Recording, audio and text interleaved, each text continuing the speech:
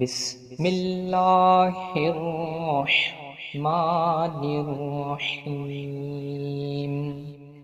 إنا جعلنا في أعناقهم أغلالا فهي إلى